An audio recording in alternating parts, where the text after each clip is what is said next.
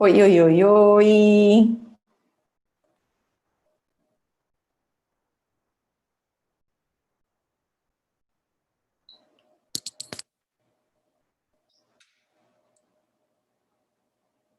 Estamos ao vivo. Olá, bem-vindos. Estamos com pessoas entrando.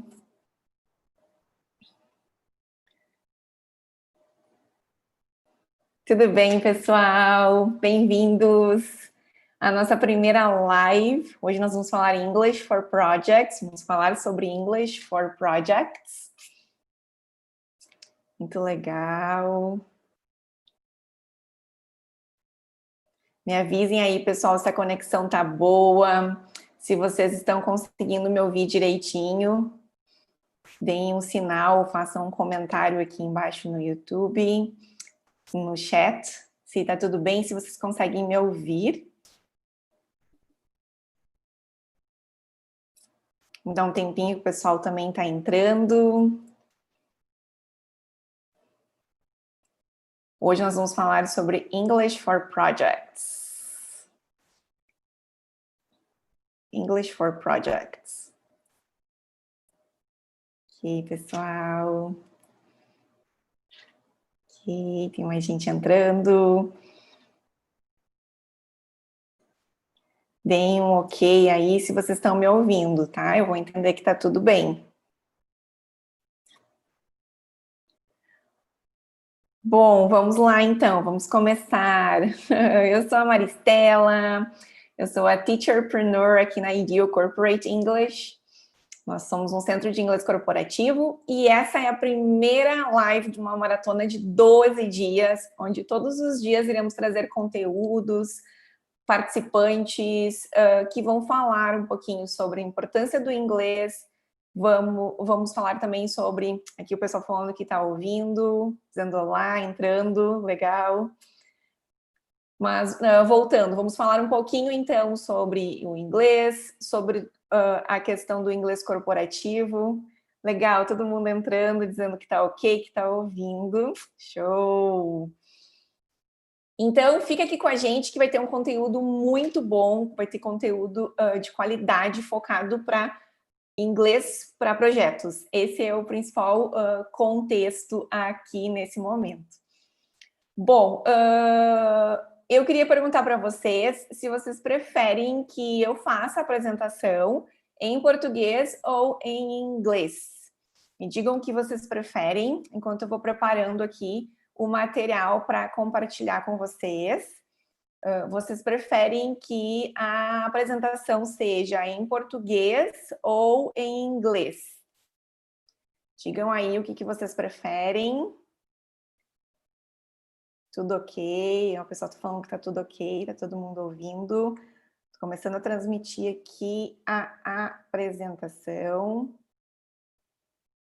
Me digam o que vocês preferem, se vocês preferem que eu faça a apresentação em português ou em inglês. Okay, so we have Portuguese, English, it's a mix of everything. English, please. Ok, Português. Ai, ai, ai, como é que a gente vai fazer agora? Okay, we can make like a mix of everything. What do you think? Is it a good idea? A mix of everything. Yes. Okay, Portuguese, English, English, Portuguese. So let's start. I will start in English, and in case you don't understand anything, you just send a message here in the chat so I can explain better in Portuguese, right? So the topic today is English for projects. I'm going to bring some vocabulary expressions that we use in this context of the business. I chose this topic because I think it's one of the most used in the business environment. I know that it involves lots of departments, and this is the reason I selected this one to be the first in this live streaming. So I will start with the general vocabulary that we can find in this context of projects. The first vocabulary that I want to bring to you is the one called project sponsor. So probably you have heard, if you work with project, that there is someone sponsoring the project. So what is a project sponsor? This person is usually one level above the project leader. So the project leader reports to the project sponsor. This person makes sure resources are in place and promotes the project. And of course, has the overall responsibility for the project's success. Well, thinking in this context, we have one example that is the project sponsor met with other senior managers to give them an update on the progress of the project. Ou seja, aqui tem um vocabulário bem rico que fala em relação às atualizações, a real responsabilidade que tem o project sponsor.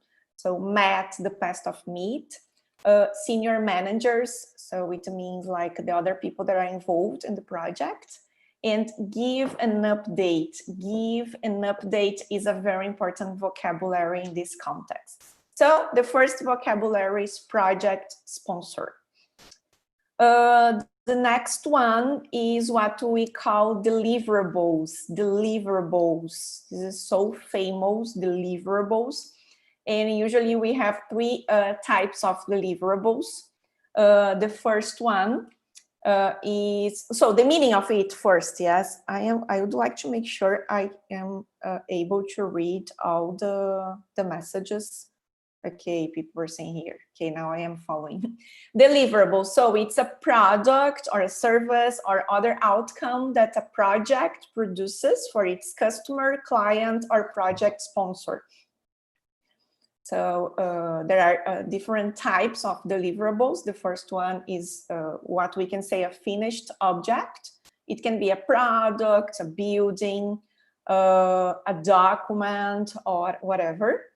A service, it's also a type of a deliverable, or any improved process is also a type of deliverable. As an example, we have here all project deliverables have to be achievable and well-defined. So if you work with projects, I am sure you have heard about deliverables. Okay. Is everything okay with you guys? Can I keep it with English? Are you understanding what I am saying? Am I speaking so fast, so slow? You can help me manage it better. I am following everyone here. Thank you, Fernando. You are saying that it's a good class.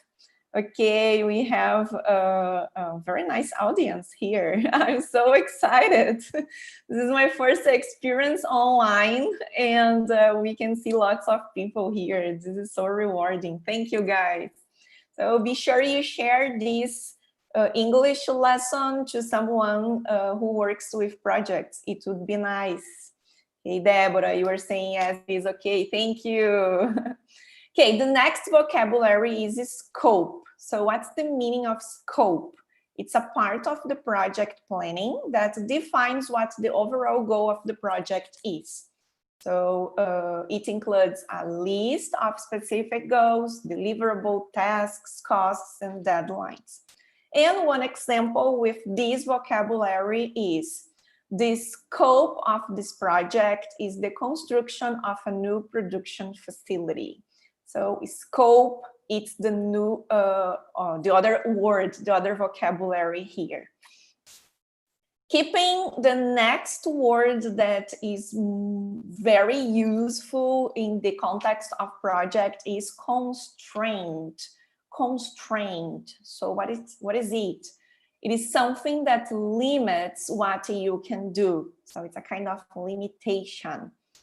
And usually this word can this effect can have a negative effect on the project or stop the project from progressing. One example here usually is based on budget constraints. So we have to cancel the project because of the budget constraints. Okay, hello Claudinha, Mauricio, thank you for interacting with us. The next word is stakeholder. So a stakeholder is any person with an interest in the project's outcome, including project managers, team members, customers, and any other key individuals. So stakeholders, I'm sure you have heard about this word, stakeholder. One example that we have with this vocabulary is representatives of all the stakeholders were at the kickoff meeting. Okay, so now the idea is to focus a little bit more on project budget. And for the project budget, I have here 3 really important expressions that we can use with budget. And I'm going to use it as a quality of the budget. So Emmanuel is asking me, is constraint different from roadblocks? I think that roadblocks in a general way is something that blocks the progress of the project.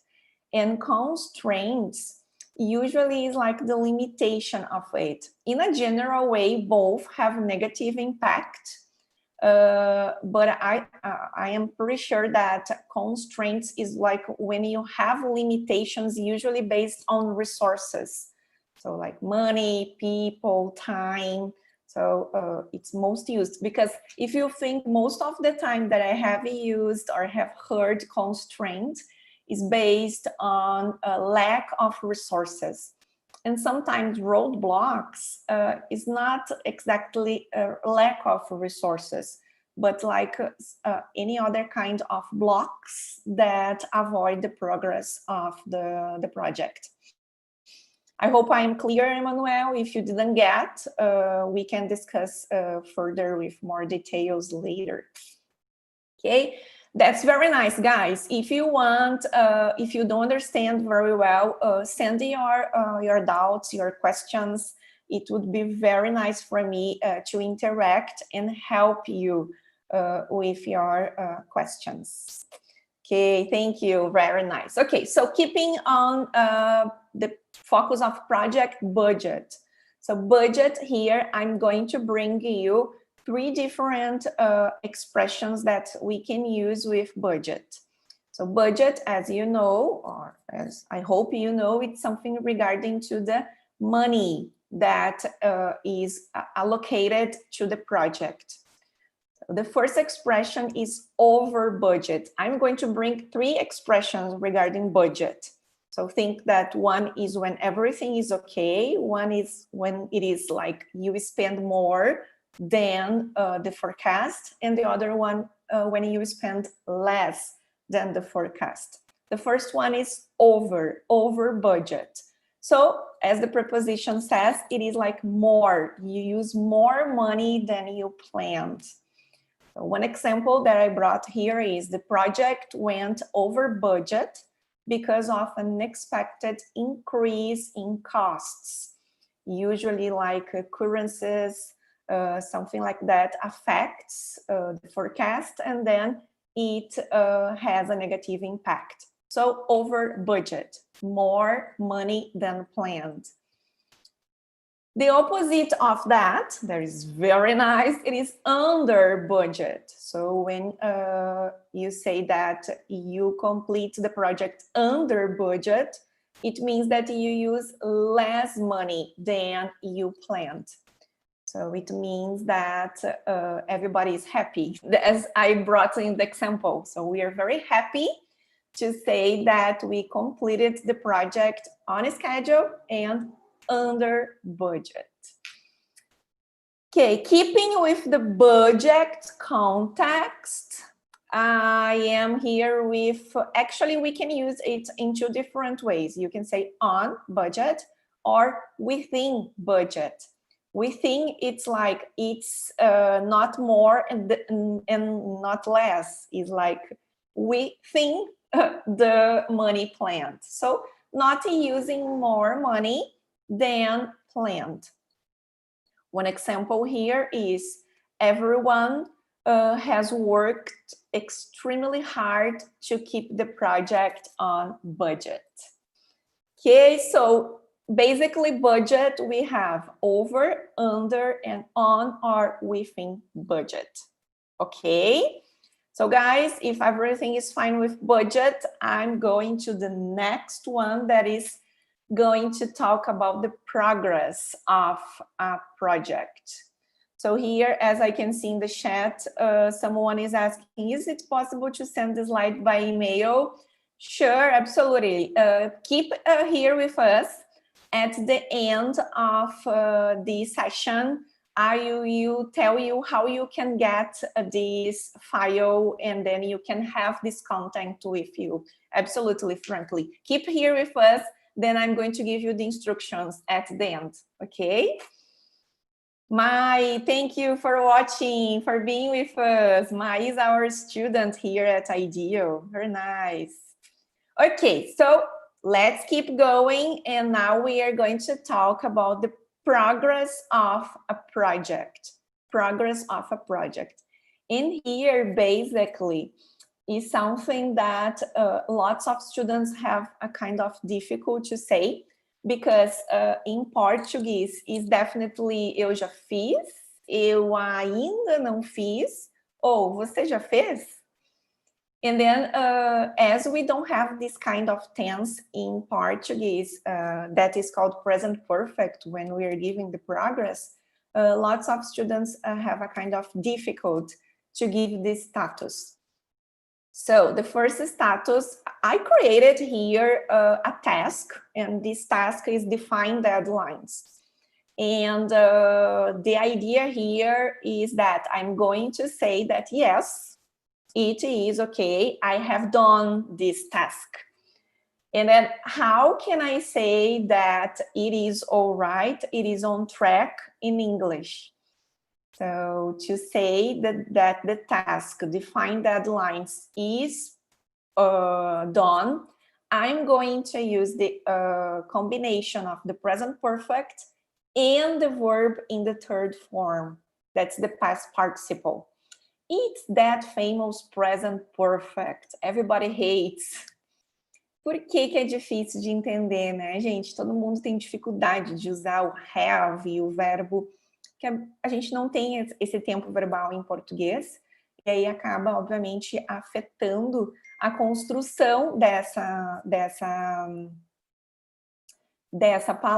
construção dessa frase em inglês. But definitely, keeping back to English, definitely is the combination of have and has, and then the third form of the verb. So in this case, the verb is define. So I'm going to say I have defined, because it's a regular verb, and then I'm going to use the participle of this. So it is called defined. I have defined deadlines.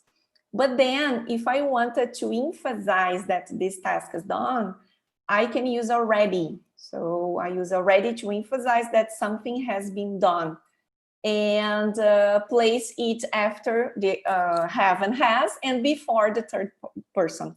So the third form, sorry. So basically, when I want to say eu já fiz tal coisa, the structure is I have already done something. We have already done. Pay attention for he, she, and it, where I conjugate and then it's has. She has already done. He has already done. And then the action. Okay, so be sure you conjugate this action. In this case, is defined. We have already defined deadlines. So to give the status, the progress of a project, using it in an affirmative way, like saying, yes, it is done. So you can use I have already and then the action. Okay. Then when I want to say that no, the status of this the progress of this task is negative, I'm going to use not after the have and has. So I can say I have not, in our case, the task is create a budget. So I have not created a budget. I haven't, you can abbreviate that. So you can say, I haven't created a budget. And then the idea is that, all right, but you are going to do that. So you are going to use yet. É o nosso famoso ainda não fiz isso. So I haven't done something yet. I use yet at the end of the sentence. So in our case, create a budget. I'm going to say I haven't created a budget yet. I haven't done the task yet. Okay? Or in a short way, not yet. Our famous not yet. Okay, guys? Now, when I want to ask someone the status or the progress, I will use the same logic and the same structure with have and has. So I can say, have you done something yet? This is the idea of você já fez tal coisa? A tarefa já está pronta? So in our case, the task is define the goal. So the question is, have you defined the project goal yet? So use yet at the end of the question to show that you expect a task to be completed by now. It's like, come on, let's do it.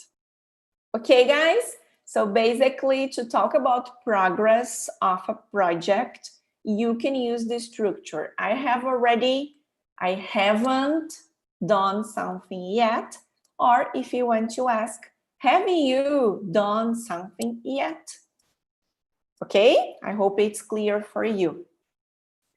So this is when we were talking about progress. Please, guys, interact with me. Be sure you understand this part.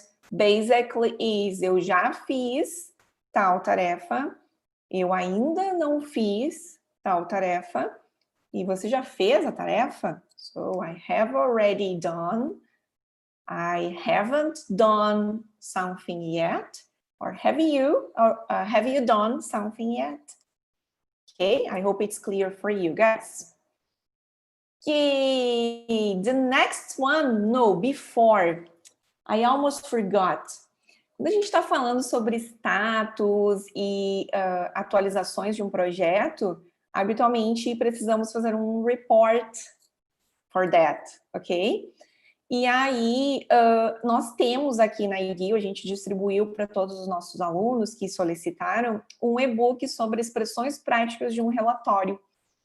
Se você que está assistindo com a gente, tem um grande número de pessoas assistindo, tiver interesse nesse e-book, coloca aqui nos comentários eu quero, que eu vou enviar para vocês assim que a gente terminar a transmissão. Eu envio para vocês esse e-book, onde tem várias expressões práticas dentro de um relatório. Então, por exemplo, tu vai falar sobre os resultados, os achados, os indicadores né, da atualização.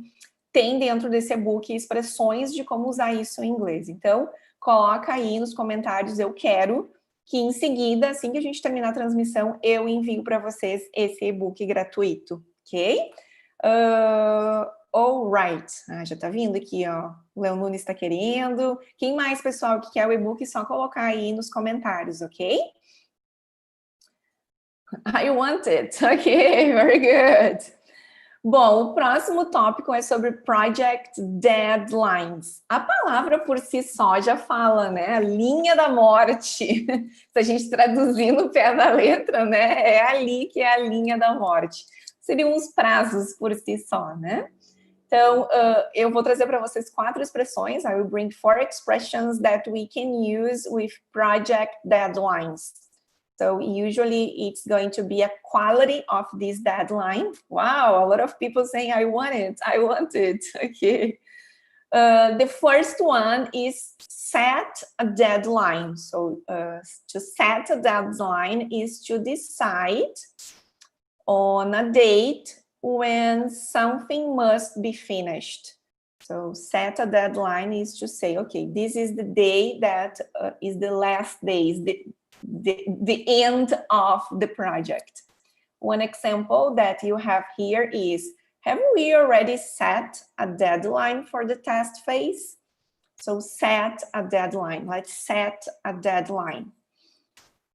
The next expression that we can use with deadline is meet a deadline. And here is very funny because it's like to say the deadline is here and I go to the deadline and say, hello, nice to meet you. So meet is the idea of finish something by a deadline or even before. So when you meet the deadline is because you finish that with no delays. Okay, guys? One example that we have here is the whole team is working around the clock to make sure we meet the deadline. Remember that the past of meet is met, not double E. So I say, we met the deadline when you were talking about the progress or the status, giving updates. Meet, met. Okay, the next expression with deadline is miss a deadline. So miss is definitely like to say, where is the deadline? I missed. So fail to finish something by a deadline. Fail, it means like you couldn't finish it on time. The example that we have here is they missed the deadline because 2 project members became ill, became sick. So because of a lack of resources, they couldn't meet the deadline. They missed the deadline. So the past of miss, missed. All right, the next one is extend a deadline. So it's another word that we can use with deadline. And it means make the date or time later than it originally was. It's like to postpone it, to put it in the front. So one example that we have here is our suppliers are having problems delivering at the moment. So we will have to extend the deadline. So here is important to know the past of these verbs, extended, the past. It's a regular verb. Okay, so basically these are the 4 expressions with deadline. So set, meet, miss, and extend deadlines. Okay, guys? I hope everything is okay. Be sure, can you hear me well? Just make sure that in case you have any problems, update me, please. The next context we are going to explore is our famous, I will never forget once. I was teaching and a student of mine came to me and said, teacher, what's the meaning of schedule? And then I started to think like, schedule, what is that? My goodness, is it in English? I don't know how do you spell that? And then she started saying schedule, schedule. And then I thought, oh, right. You want to say schedule. So actually, if you work with international English, you may hear schedule or schedule. Okay, so both of these pronunciations would be okay, schedule or schedule, but of course not schedule, okay? So what is the schedule? It's like the dates, the planning for all the projects, okay? Have you heard as well, guys? Tell me if you have heard something funny regarding this pronunciation. So the first expression that we have with schedule is on schedule. So on schedule, it means that it is on time, as planned or expected. So everything is on schedule. The example that we have here is we're very happy to say that we completed the project on schedule and under budget. The same example that I used with under budget, on schedule. Okay, the other expression that we can use with schedule is behind schedule. So behind is the idea that you are not on track, you are later than planned or expected. So the example that we have here with schedule, behind schedule, is we are about 6 weeks behind schedule and the project sponsor isn't happy. Here you can use weeks, like as you know, we work with in projects with weeks. Then you just use like the exact number of weeks. We are about 2 weeks behind schedule. We are about 5 weeks behind schedule. The next expression is ahead of schedule. That means exactly the opposite than behind. So ahead of schedule is when you are before planned or expected.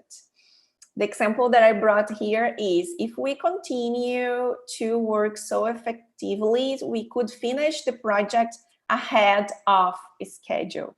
So finish ahead is before the planned. Okay, guys. Basically, these are the 3 expressions. Let me see here the chat. Hi, Muri. Hello, mommy. My boy is watching me. Thank you, Murilo. I love you. Very nice. At least I have an audience here. Okay, the next topic, and it's the last topic that I'm going to show you tonight, is some idioms. So idioms are expressions that you may hear in this context of projects. And usually is like with a combination of phrasal verbs or something like that. And that's why I thought it would be interesting to bring useful idioms. So the first one is in the pipeline. Have you heard this expression before? In the pipeline. So if a plan, idea, or project is in the pipeline, it is being prepared and it will happen soon. So it's like it's coming. Because pipe, if you think in the context, is like a tubo. And so it's coming, like, okay, the project is in the pipeline. We have several exciting projects in the pipeline this year. So these are like in the line waiting to come. The other expression is give the green light. Give the green light. It's like to get the permission to start the project. So to give permission for someone to do something or for something to happen. So one example is great news. The boss has just given us the green light for the project. Is definitely our sinal verde para realmente começar. Okay, the next expression is on track. So making progress and likely to achieve the result you want. On track, if you think, it's connected to the trails. So when the trails are on track, it's because everything is going well. So probably if you are in our mailing list, today you received this expression by email. So on track, everything is on track.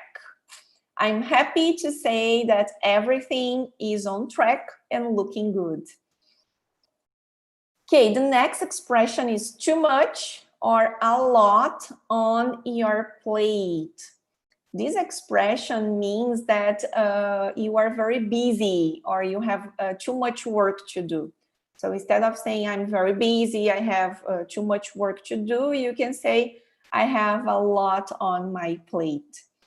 Like the example, look, Phil can't help out with the project because he has too much on his plate at the moment. Vem a importância de não traduzir essas expressões, porque se a gente traduz as expressões, às vezes não faz sentido Como aqui, por exemplo, né? Ah, tem muito no meu prato. Tem o que muito o que tem muito no meu prato? Comida? E na verdade não, é relacionado ao trabalho mesmo. Então, a lot on your plate. So I have a lot on my plate. I'm very busy. Okay. The next one is pitch in. This is a phrasal verb. And the idea of pitch in is to join others and help with an activity or task. So when you help someone, when you are engaged, you are collaborating with someone. If everyone pitches in, we can finish the project on schedule. So a ideia de colaborar, contribuir. It's a phrasal verb. And then if I get just pitch and just in, it doesn't make any sense, but pitching together means like to help others. Okay, the next one, we have more 4 expressions. The next one is at the 11th hour. This is our famous último minuto do segundo tempo. So if something happens at the 11th hour, it happens at the last possible moment. So one example is the boss agreed to increase the project budget at the 11th hour. Emmanuel is saying phrasal verbs are crazy to memorize. Yes, I agree with you. They are very hard.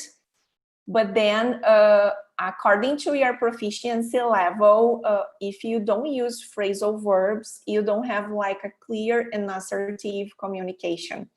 So it's very important to use this, to input this in our day-by-day vocabulary. So instead of using, I will help you with this activity, so say, let's pitch in. So I can help you pitching in, you know, so use these expressions, introduce these phrasal verbs to your day-by-day, and it will help you to memorize them. Okay, Manuel, it's a tip. Okay, Franklin, you were saying that you want, okay, soon I will, when we finish, I will send this ebook, the reports, how to write reports in English for you, of course. Okay, the next expression is keep someone posted. Keep someone posted means to be, keep someone up to date or informed. So I want to know if there are any more problems with the deadline. Keep me posted. É a famosa, né, a famosa estrutura me mantenha atualizado sobre o status. Keep me posted, please. The next one is get the go ahead. Get the go ahead. So go ahead is like, let's go. To get permission to start with some action or task. So we got the go ahead from the client this morning. Everybody is very excited. Okay, Venise, I will send it to you, the reports, the ebook about reports in English, of course. So get the go ahead basically is pegar a permissão para iniciar o projeto. Get the go ahead. Okay, and the last 2 expressions is back to the drawing board. This usually has a negative impact because look, if you go back to the drawing board, you start again with a completely new plan or idea after the one you tried before has failed. A ideia de começar tudo de novo. Vamos lá no início e fazer o drawing de novo. Okay? One example is the CEO didn't like our project proposal, so it's back to the drawing board. Let's restart again. Okay? This is life. It happens. And the last one is up in the air. Up in the air. It is when there's no decision. So no decision has been made about it yet. Está no ar, estamos esperando, ninguém decidiu nada. Up in the air. Look at the example. There have been a lot of problems with the budget, and now the future of the project is up in the air. Okay? Então, o futuro do projeto está a ver navios, no ar. All All right, so this basically would be like the expressions. And then it comes to the end of our session. Uau! Pessoal, me dá um feedback aí para ver como eu fui, como eu me portei na minha primeira live streaming experience. I'm so excited, nervous. Na verdade, é muito estranho estar falando com a câmera, né? Algo que hoje está ficando mais natural. Mas eu queria agradecer a vocês, obrigada pela interação, teve muita gente comentando aqui. Foi legal que a gente pôde ter um momento onde vocês puderam ouvir inglês, né? Ter a experiência no inglês. É, na verdade, uma mini lesson mesmo. Se vocês quiserem ter acesso, né, a esse material, eu vou disponibilizar ele lá no nosso grupo do Telegram. Então, Telegram. Então, se vocês já fazem parte, em seguida já vai estar lá esse material, tanto quanto o PDF, como o e-book sobre relatórios, ok? E não esqueçam que amanhã a gente tem a próxima live. Amanhã a gente vai ter dois convidados super especiais, são duas profissionais aqui da IDEO, que vão estar falando sobre a diferença de inglês profissional e inglês geral. Então, vai ter conteúdo, a gente vai trazer expressões que habitualmente você acha que é algo comum, como book, drive, e que no business tem outro sentido, além de a gente estar falando sobre esse contexto de inglês corporativo. Legal, gostei dos feedbacks, todo mundo falando que gostou, Emanuel, Rô, obrigada pela audiência, congrats, Davi, Fernando, legal, Mai, valeu, Claudinha, Léo, bacana. Ok, pessoal, eu espero que esse vocabulário tenha sido muito útil. O Fernando está perguntando quem vai estar com a gente amanhã, né? Amanhã vão ser dois profissionais aqui da IDEO, vai participar a Ana Paula e a Gisele. Depois nós vamos ter um outro momento também, onde a gente vai falar sobre inglês como habilidade técnica com a Ronise e com a Liliane. Todos os dias, fiquem ligados nas nossas redes, que todo dia tem muita coisa legal, muito conteúdo útil para vocês. Thank you! Wow, I'm so excited. Everybody's writing in English here. Okay, I'm going to plan the next content always in English. Good tip. Okay, bye. Bye, guys. Thank you for watching. I'm so excited. Bye. Thank you.